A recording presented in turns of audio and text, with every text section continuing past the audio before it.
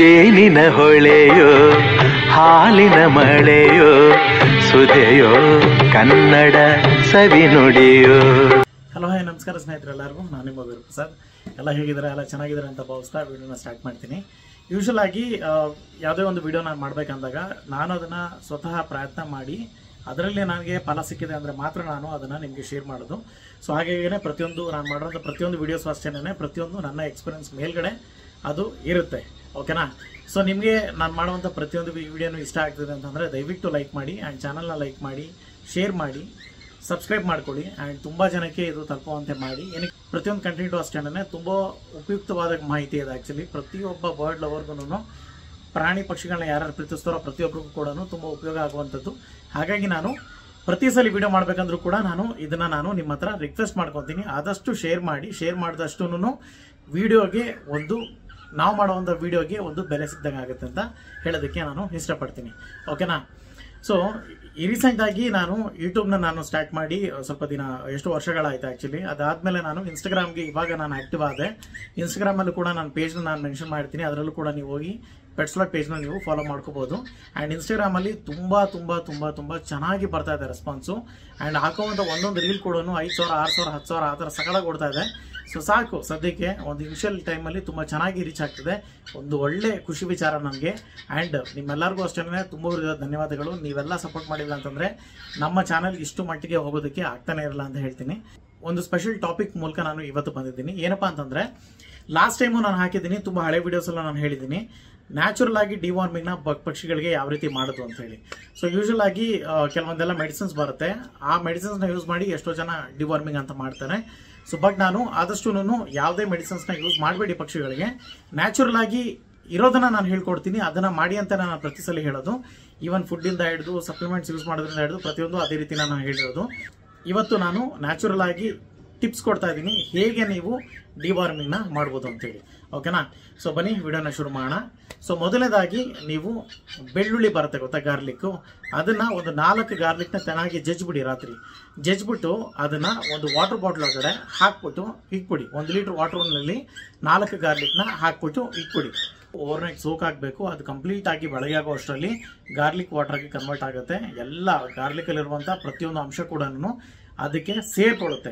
ಸೇರ್ಕೊಂಡ್ಮೇಲೆ ಅದನ್ನು ನೀವು ಏನು ಮಾಡಬೇಕು, ನಿಮ್ಮ ಎಷ್ಟು ಪಕ್ಷಿಗಳಿದೆಯೋ ಅಂದರೆ ಇದನ್ನು ಸೋಸ್ಬಿಡ್ಬೇಕು. ಒಂದು ಕಡೆ ಸೋಸ್ಬಿಟ್ಟು ಬರೀ ನೀರು ಮಾತ್ರ ತೊಗೊಂಡು ನಿಮ್ಮಲ್ಲಿ ಎಷ್ಟು ಪಕ್ಷಿಗಳಿದೆಯೋ ಅಷ್ಟು ಪಕ್ಷಿ ವಾಟರ್ ಬೌಲ್ಗೆ ಇದನ್ನು ಮಿಕ್ಸ್ ಮಾಡಬೇಕು. ಅಂದರೆ ನೀರಿನ ಬದಲು ನೀವು ಆ ವಾಟರ್ ಬೌಲ್ಗೆ ಇದನ್ನು ಹಾಕಬೇಕು. ಸೊ ಗಾರ್ಲಿಕ್ ವಾಟರ್ನ ಯೂಸ್ ಮಾಡೋಕ್ಕಿಂತ ಮುಂಚೆ ಒಂದು ಕಿವಿ ಮಾತನ್ನ ಹೇಳ್ತೀನಿ, ಜ್ಞಾಪನ ಇಟ್ಕೊಳ್ಳಿ. ನೀವು ಗಾರ್ಲಿಕ್ ವಾಟರ್ನ ಇಲ್ಲ ಯಾವುದೇ ಒಂದು ಮೆಡಿಸನ್ನ ಇಲ್ಲ ಏನೇ ಒಂದನ್ನು ಯೂಸ್ ಮಾಡಬೇಕಂದ್ರೂ ಕೂಡ ಅದರ ಹಿಂದಿನ ರಾತ್ರಿ ನೀವೇನು ಮಾಡಬೇಕು, ನೀವು ಮಲಗುವಂಥ ಟೈಮಲ್ಲಿ ಆ ನೀರಿನ ಕಪ್ಪಲ್ಲಿ ನೀರು ಇರುತ್ತಲ್ಲ, ಆ ನೀರನ್ನ ತೆಗೆದು ಚೆಲ್ಬಿಡ್ಬೇಕು. ನೀರನ್ನು ಇಡಕ್ಕೆ ಹೋಗಬಾರ್ದು. ಪಕ್ಷಿಗಳು ಯೂಶುವಲ್ ಆಗಿ ಏನು ಮಾಡ್ತವೆ ಅಂತಂದರೆ, ಬೆಳಗ್ಗೆ ಸೂರ್ಯೋದಯ ಆಗಿದ ತಕ್ಷಣ ಅದೇನು ಮಾಡುತ್ತೆ, ಫಸ್ಟು ಹೋಗಿ ಅದು ಮಾಡೋ ಕೆಲಸನೇ ಚೆನ್ನಾಗಿ ನೀರು ಕುಡಿಯೋದು. ಓಕೆನಾ? ಬೆಳಗ್ಗೆ ಹೊತ್ತು ಪಕ್ಷಿಗಳು ನೀರು ಇಂಟೇಕ್ ಮಾಡುವಷ್ಟು ಆಮೇಲೆ ಅದು ಮಾಡೋದಿಲ್ಲ. ಸೊ ಹಾಗಾಗಿ ಆ ಒಂದು ಟೈಮ್ನ ನೀವು ಯುಟಿಲೈಸ್ ಮಾಡ್ಕೋಬೇಕು. ಅದಕ್ಕೆ ಏನಾದರೂ ಒಂದು ಮೆಡಿಸನ್ನ ಹಾಕಬೇಕು ಅಂತಂದರೆ, ಇಲ್ಲ ಅದಕ್ಕೆ ಒಂದು ಡಿವಾರ್ಮಿಂಗ್ ಮಾಡಬೇಕು ಅಂತಂದರೆ ಆ ಟೈಮ್ನ ನೀವು ಯೂಸ್ ಮಾಡ್ಕೊಬೇಕು. ಓಕೆನಾ? ಸೊ ಅರ್ಥ ಆಗಿದೆ ಅಂತ ಅನ್ಕೊತೀನಿ. ಆ್ಯಂಡ್ ಆ ಗಾರ್ಲಿಕ್ ವಾಟರ್ ಏನಾಗುತ್ತೆ, ಆ ಗಾರ್ಲಿಕ್ ವಾಟರ್ನ ನೀವು ನೀರಲ್ಲಿ ಅಂತಲ್ಲ, ಆ ವಾಟರ್ ಕಪ್ಪಲ್ಲಿ ಪೂರ್ತಿ ಫಿಲ್ ಮಾಡಿ ಇಡೋದ್ರಿಂದ ಅದು ಗಾರ್ಲಿಕ್ ವಾಟರ್ನ ತಗೊಳುತ್ತೆ, ಕುಡಿಯುತ್ತೆ.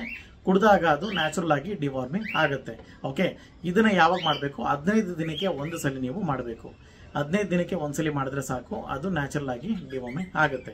ಇನ್ನೊಂದು ವಿಧಾನದಲ್ಲೂ ಕೂಡ ನೀವು ನ್ಯಾಚುರಲ್ ಆಗಿ ಡಿವಾರ್ಮಿಂಗ್ನ ಮಾಡ್ಬೋದು. ಅದು ಹೇಗೆ ಮಾಡ್ಬೋದು ಅಂತಂದರೆ, ನೀಮ್ ಲೀವ್ಸ್ ಬರುತ್ತಲ್ಲ, ಅಂದರೆ ಬೇವಿನ ಸೊಪ್ಪು ಅಂತ ಕರಿತೀವಿ. ಆ ಬೇವಿನ ಸೊಪ್ಪಿನ ಮರ ಎಲ್ಲ ಕಡೆ ಸಿಗುತ್ತೆ.